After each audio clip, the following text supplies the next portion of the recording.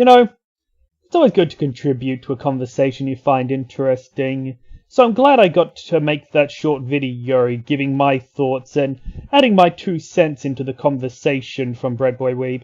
And even if my video is not likely to ever actually be seen by the person it was sent to or responded to, it's still good that I can hopefully contribute to the conversation and maybe get some other people... Well, I'll be damned. Alright then, ask and ye shall receive. So, I think this first part of the conversation can be addressed in 3 points. First, he has asked me for a more general elaboration on what I mean by players feeling like they are being punished for the archetypes they choose to play, and I will certainly expand on that, but I'm also going to address his point when it comes to generic staples on 2 levels. Let's start with the general expansion first. I want you to imagine 2 different players. The first, we will call him Bob, is interested in playing Yu-Gi-Oh! And decides to find an archetype that suits him. Now, as he's searching through it, he comes across the Tindangles. And this is an archetype that really captures his attention. Not only are they based around the Lovecraftian story, The Hounds of Tindalos, a story about creatures that live outside of time, hunting down their prey, but the way the effects works capture this theme perfectly. These are flip effect monsters. They lie in wait, hiding in the shadows, protected by effects that prevent their destruction, as if they truly are outside of time and beyond retaliation, only to strike back with vicious force. They have other cards that are references to the story of the Hounds of Tindalos itself, such as Tindangle Dolls. So, Bob decides to pick up this deck and take it to a tournament, maybe a small locals. Immediately, Bob is absolutely overrun. They don't even have a chance. They are stomped into the ground. They barely get a turn to play. It feels like there is nothing they can do. And when they decide, well, maybe I just built my deck wrong. Maybe I just need to add some better cards into it. Or maybe I should learn how to play Tindangles better. So, they go online. They ask for help. They ask, how do I play a good Tindangles deck? And 9 times out of 10, the response is, you're playing Tindangles?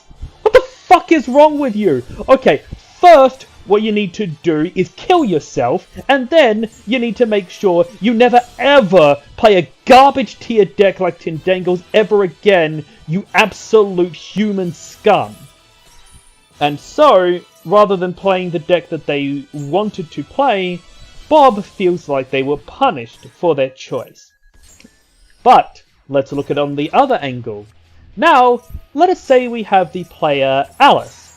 Alice is really fascinated by the idea of Southeast Asian mythology and religion, and ones that are literally monsters set on fire? That's insanely cool!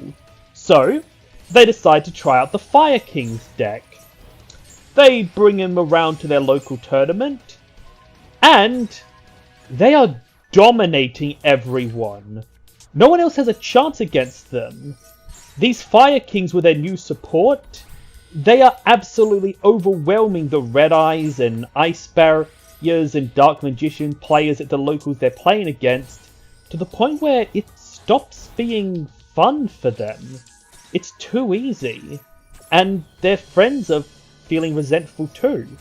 Now, it's not Alice's fault, she just picked a deck that she liked, but because her deck is so much stronger than everyone else's, inherently, not just in the choice of cards played, but just because of the archetype it is, no one else is having any fun, and eventually she's not having any fun either. Due to the sheer gap in power between archetypes, you run into situations where simply by choosing an archetype that a person wanted to play, maybe purely for personal thematic reasons, a player can feel like they're not getting a chance to have fun. That either because their archetype is inherently too strong compared to what their friends are using, or inherently too weak, they feel like they are, well, as I said, punished for the archetype they choose. Now, before I continue, and believe me, I will get to this, I imagine that there is going to be a few people in the comments who are planning to type the standard response, every game has a meta. There is always going to be some archetypes, some decks that are stronger than others. This is unavoidable. This is true, and I will address this point. I simply feel that there is a later point that can tie into answering that standard counter much more effectively. With that being said, hopefully I have made my point clear on the general sense of feeling like you are being punished for the archetype you play. Let us get into the point that Mr. Weed made in regards to generic staples. First, I'd like to make the point that, as said in his own video when it comes to the generic staple Max C, while a, shall we say, weaker archetype can certainly include many of those generic staples into their deck, it should also be noted that those generic powerful staples are also, much like the point he made regarding Max C, going to be used by the stronger decks. Sure, you could include Axis Code Talker, Baronne de Fleur, Appaloosa, etc. into your Tindangle deck to make it stronger, except your opponent is going to be playing Axis Code Talker, Appaloosa, Baronne de Fleur, etc. Alongside his much stronger branded Despia deck. So, instead of your Tindangle being brought up to competitive speed with the other decks, you are now using those generic staples in a deck that is still severely handicapped against the more, shall we say, competitively meta decks, against the, as they call them, Tier 1 and Tier 2 decks. Now, here is where I'm going to address that point that was bookmarked earlier, about the fact that, naturally, every game is going to have a meta. Where I think the problem comes along is the sheer gap in power. Every game does, and probably should, have a meta. But I believe there is a difference between a meta that is like weight classes in boxing, where the larger boxer certainly has an advantage, but they still need to respect what the smaller boxer can do, because if they are careless, they are going to lose that fight. Yu-Gi-Oh! Is not like that. When it comes to Yu-Gi-Oh!, the gap between different tiers is less a weight class, and more like a 5-year-old child trying to fight Mecha Godzilla. If Tindangle tries to go up against, say, Branded Despia, or Snake Eye Fire King, Tindangle is not simply going to be at a disadvantage.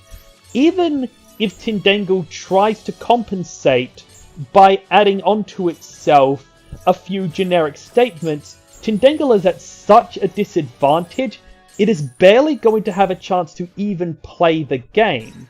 It is going to be absolutely shit-mixed, going against any kind of halfway meta archetype. This is why those comments of, you're playing Tindangle, what the fuck is wrong with you? While certainly harsh and toxic, unfortunately they're not exactly wrong. You frequently falls into a position of, do you want to play competitive, or do you want to play your favorite archetype? Pick one. Now, not to say that you cannot play these archetypes in a casual environment. I certainly do, as you can see on screen. However, there is two problems there in that, one, you know, there are players who maybe genuinely do, for whatever reason, want to actually play their archetype in a competitive environment and try to take it seriously. And two, let's face it, even in a casual sense, you might be wanting to have a nice casual game at locals. There is nothing stopping someone from bringing in whatever is the most powerful meta deck into that casual environment and absolutely stomping everyone. And it's not necessarily that player's fault either. As I mentioned before in the example of a guy who brings, well, Miguel in my example, a Fire Kings to locals, that player may not be trying to be a quote-unquote meta sheep. They may just be picking a deck they like and trying to play it well.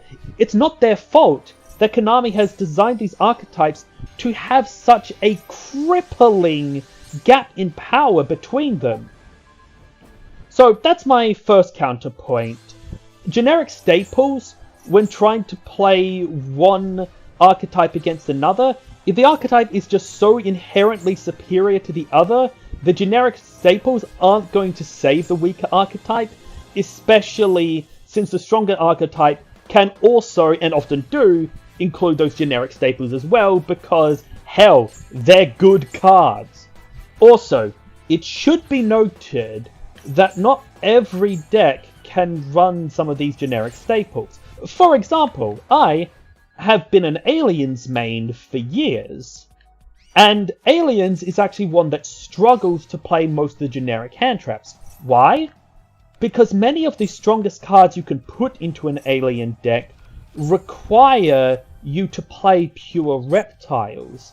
They have effects which only work if every card in your graveyard is a reptile card. This becomes a problem because how do you use hand traps such as Ash Blossom, Effect Veiler, hell, even look at some of the older ones like Kuribo and Honest. If you're really feeling nostalgic, you send them to the grave. These are monster cards, which then ends up screwing over the entire strategy, which depends on having only reptile cards in the grave. Yes, you do have a reptile hand trap, but let's be honest here, it ain't as strong as the generic hand traps. And while the Alien deck here is simply my own personal example, let's be honest here, there are several other decks that are sort of locked into their archetype. An archetype that may not necessarily play well or play nice with the generic cards, be they extra decks or hand traps or other cards. It is entirely possible for an archetype to be locked out of using these generic staples. Thus, a player who uses those archetypes may again feel like they are being punished for their choice in archetype. But there's also the other problem. And Team APS has spoken about this quite a lot. If you're not familiar with them, I imagine you would be though, they're quite popular Yu-Gi tubers, I recommend checking their videos out. But Paul from Team APS specifically has talked about his frustration where every non-meta archetype seems to only exist as a way to bring out the generic staples or as the engine to another deck. You know what? I kind of like the Ice Barriers. I think I'd like to give them a try. Okay, here's your Ice Barrier deck. Your goal is to use these two Ice Barrier cards as an engine to bring out Baronne de Fleur. Oh, also, 90% of your deck will be either A, generic staples, or B, some other meta archetype. So it no longer feels like you're playing the archetype you want to. Instead, it feels like you're playing a different archetype entirely, and the archetype you want to play just happens to be included. I personally ran into this issue when I became curious about the Reptilian archetype and decided to look up a Reptilian deck online to try it out and get a feel for how it played. So, I thought, you know what, Reptilian sounds fun. Yu-Gi-Oh! Pro deck. Could I see if you've got a good Reptilian deck for me to play? Why, certainly, good sir, that is an excellent choice. As you can see here, we have a wide selection of alien/Ogdoad/generic reptile decks for you to have a try at. Sorry, I think you misunderstood me there. I was looking for a reptilian deck. Indeed, a generic reptile/alien/Ogdoad deck. No. Let me be clear. Reptilians. Specifically. Indeed. We have plenty of generic reptile decks that have a few reptilian cards sprinkled in. Sorry, you misunderstand me. I don't want to just play a generic reptile deck that happens to contain a few reptilian cards mixed in somewhere. I want to play a reptilian deck. Indeed, generic reptile deck, I understand you. Okay, look. Let's make this simpler. Repeat after me. Reptilian.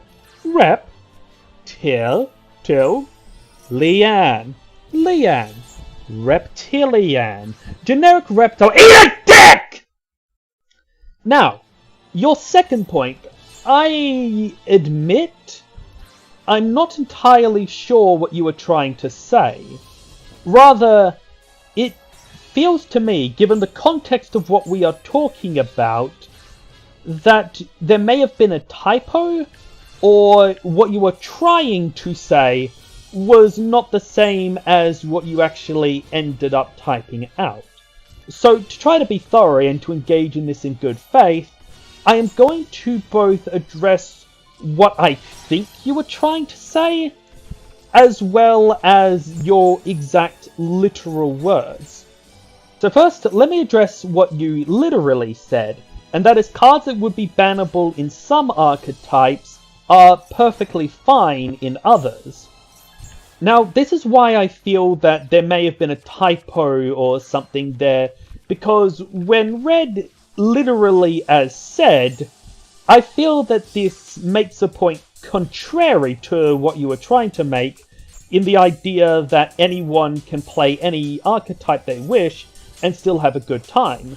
After all, if in your personal favorite archetype, the ultra-strong, potentially game-breaking card becomes merely okay and not that threatening, well, that is a further sign that the archetype you are playing is at a significant handicap, and therefore is going to probably be stomped when playing against the deck that is, well, able to turn that card that you use into a card so broken it probably should be banned. Now, like I said, I suspect that what you were actually trying to say was that you may find cards that, while in the meta decks, are ignored and treated as, garbage filler that isn't worth playing, in a lesser used deck can suddenly become a much more powerful card, potentially a game breaker card. And this is true. There is no denying, especially with new cards released, that there are decks and archetypes which can suddenly find a whole new lease on life when finding a card which for them turns their deck from simple casual to, wait, when combined with this card though, holy crap, this deck becomes powerful. But, of course, this is not a guarantee. This may happen, and congratulations when it does. But it is also just as likely that your deck doesn't have a card that can suddenly turn it from, forgive me, low-tier casual trash to a now competitive deck. And of course, if it does have this card in it, well, you can, again, run into the other problem where you are no longer having fun not because your deck is too weak, but because your deck is too strong compared to what everyone else is running. So, hopefully that addresses the points that you were trying to make. Hopefully I have explained my own stance and answered you adequately. and I hope to keep this dialogue going. It has been an engaging conversation so far. I bid my audience, and Mr. Weeb, if he is watching, a lovely afternoon. Adieu.